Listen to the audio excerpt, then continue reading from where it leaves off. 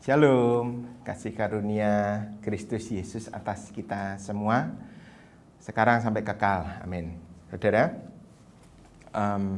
perjalanan kita di dalam Kristus, itu secara alamiah itu akan dituntun Roh Kudus menjadi semakin serupa Kristus, itu kebenarannya.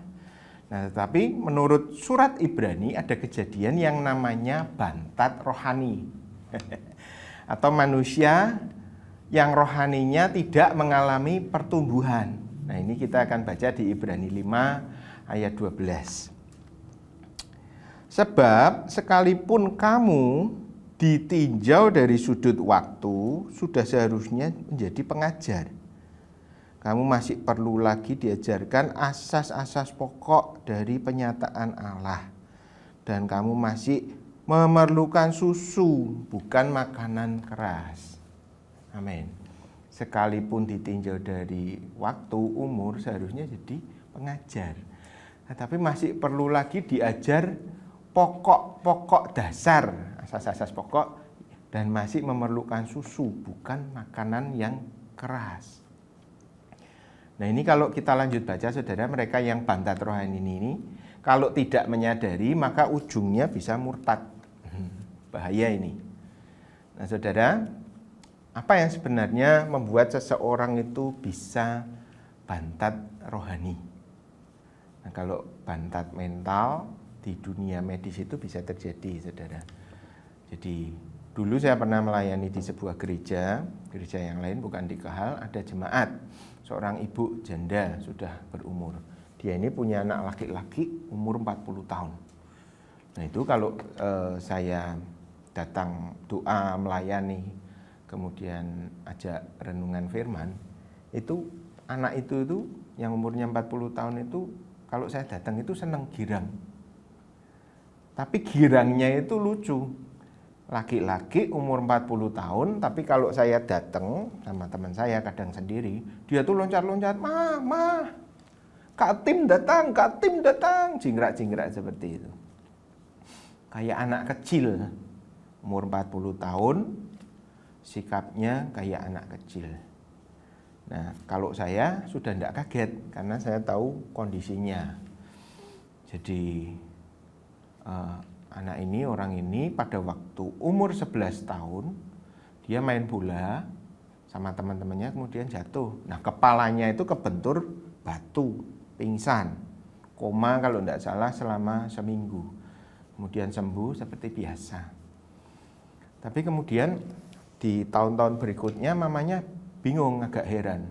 Ini anak sudah tambah tua, tambah umur, tapi kok sikapnya kayak anak kecil. Nah, setelah konsultasi dokter, perawatan, diteliti, di-scan semua, ternyata menurut dokter pertumbuhan mental anak ini mandek di usia 11 tahun. Jadi benturan kepala dengan batu itu membuat kerusakan pada bagian otak tertentu, yang mana itu adalah bagian pertumbuhan mental. Nah, bantat mental itu ada di dalam dunia medis. Nah, penyebabnya salah satunya adalah cedera kepala. Nah, kalau kita kembali kepada firman Tuhan, ternyata menurut penulis Ibrani, entah itu Paulus atau Apolos, ada yang namanya bantat rohani. Harusnya dari usia kenal Yesus sudah jadi pelayan Tuhan, tapi ini malah masih butuh minum susu, belum bisa makan makanan keras. Dan potensinya, kalau kita baca selanjutnya, itu gampang murtad. Tidak bisa membedakan mana yang baik, mana yang jahat, itu di ayat 14. Nah, pertanyaannya, kalau tadi kasus bantat mental itu bisa terjadi karena benturan di kepala, sehingga mentalnya mandek di usia 11 tahun, sekarang ini yang lebih penting. Apa yang membuat seseorang itu jadi bantat rohani? Bantat tahu ya saudara, bantat itu tidak bertumbuh. Bantat itu, roti bantat itu tidak Sudah dipanggang tapi tidak bisa melar, akhirnya keras dan tidak berguna. Bantat rohani ya sama, sudah lama jadi Kristen tapi keras, ya tidak berguna juga buat kemuliaan nama Tuhan. Yaitu definisi bantat. Tidak tahu itu bahasa Indonesia atau bahasa Jawa ya. Nah, kok bisa bantat rohani? Kerohaniannya tipis, mandek dan mudah murtad. Ini kalau kita baca ayat 11, kita akan tahu saudara bahwa seorang menjadi bantat rohani itu karena lamban di dalam mendengar. Di ayat 11 tentang hal itu banyak yang harus kami katakan, tetapi yang sukar untuk dijelaskan. Karena apa? Karena kamu telah lamban dalam hal mendengarkan. Jadi bantat rohani itu ada kaitannya dengan lamban mendengarkan. Bahasa Yunaninya notroi. Itu artinya bukan lamban, tapi bukan hanya lamban, tapi males-malesan dalam mendengarkan. Ogah-ogahan dalam firman. Itu notroi. Nah, orang yang ogah-ogahan di dalam menggumuli firman Tuhan, endingnya bisa murtad. Ya, judul Ibrani 6 ini peringatan supaya jangan murtad. Ini ya, kalau punya Alkitab dibaca ini kan judulnya peringatan supaya jangan murtad. Nah, murtad itu terjadi pada orang-orang yang bantat rohani. Bantat rohani terjadi karena ogah-ogahan terhadap pengajaran firman. Ada korelasinya. Nah, orang punya sikap ogah-ogahan terhadap firman itu karena dia tidak hormat kepada pemberita firman Tuhan. Ini dicatat di Matius. Dan ini perkara yang serius sekali saudara. Karena ini sikap hati dan Tuhan melihat hati. Maka ayo kita perhatikan baik-baik dan bertobatlah. Ya. Kita baca Matius 13. Matius 13 ayat 53 sampai 58 itu satu perikop itu judulnya pengkhotbah ditolak di Nazaret. Siapa pengkhotbahnya? Ya Tuhan Yesus. Saya bacakan. Setelah Yesus selesai menceritakan semua perumpamaan itu, ia pergi dari situ. 54. Setibanya di tempat asalnya, di mana? Nazaret. Yesus mengajar orang-orang di situ, di rumah ibadat mereka, sinagoge. Setiap ada 10 jemaat Yahudi, di situ selalu berdiri sinagoge. Jadi jumlah 10 itu bicara tentang jemaat. Ya kira-kira seperti itu. Kalau ada rumah ibadat minimal ada 10 orang yang percaya kepada Allah Yahweh. Seperti itu. Nah, maka takjublah mereka dan berkata, ketika Yesus mengajar itu mereka gumun. Dari mana diperolehnya hikmat itu dan kuasa untuk mengadakan mujizat-mujizat itu. Jadi ada 2 hal yang dibawa oleh Tuhan lewat pelayanan.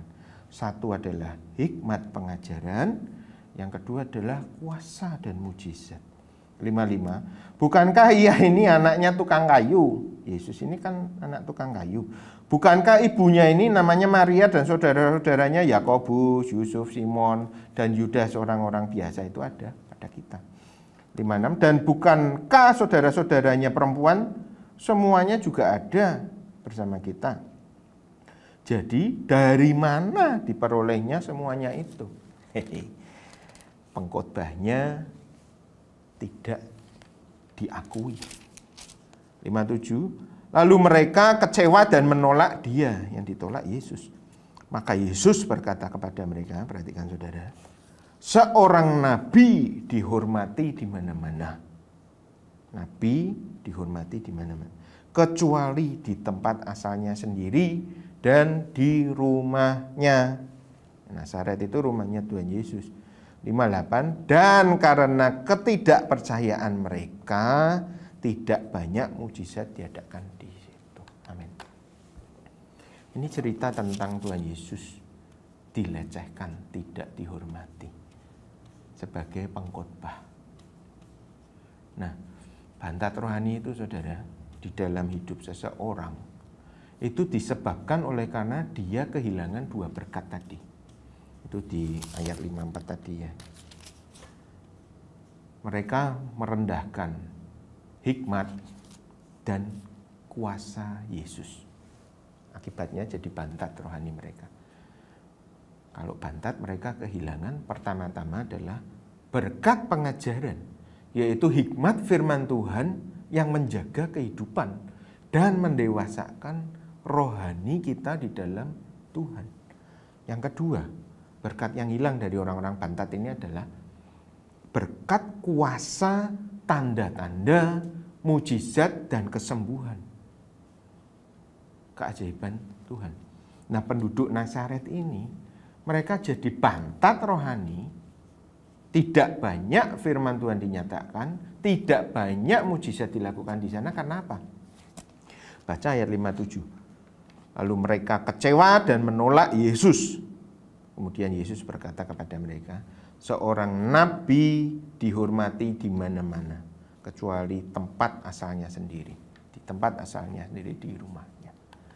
Jadi, sikap tidak hormat menghasilkan ketidakpercayaan. Sekali lagi, sikap tidak hormat kepada firman Tuhan dan pemberita firman Tuhan menghasilkan ketidakpercayaan. Sekali lagi, supaya kita bertobat sama-sama.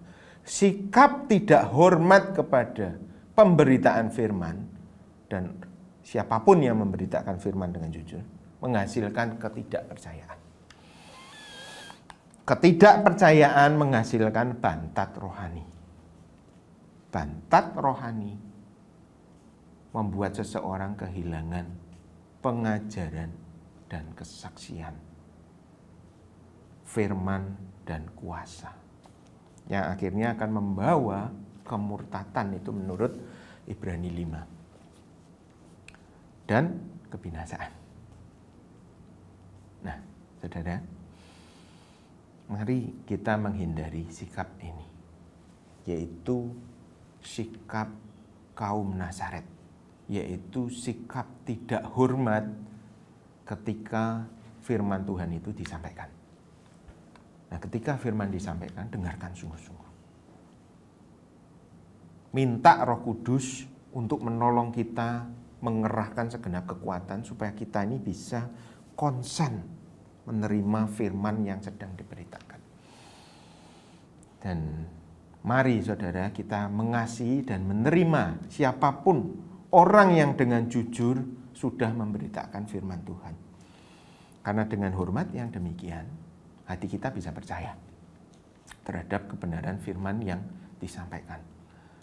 Nah, kalau hati kita percaya, maka berkat kehidupan itu melimpah dalam hidup kita. Deras di dalam hidupnya. Baik kuasa, tanda-tanda ajaib, mujizat, kesembuhan bisa kita nikmati di dalam hidup kita kalau kita menaruh hormat kepada firman Tuhan. Tetapi juga hikmat dan pengenalan akan Tuhan akan menjadi bertambah di dalam hidup kita. Dan itu yang akan menjadikan kita jemaat yang sehat, dewasa, melayani, dan misioner. Dan jauh dari kata bantat rohani. Amin. Tuhan Yesus memberkati kita semua sehingga kita menjadi dewasa dan bertumbuh di dalam iman kita. Sampai Maranatha. Shalom.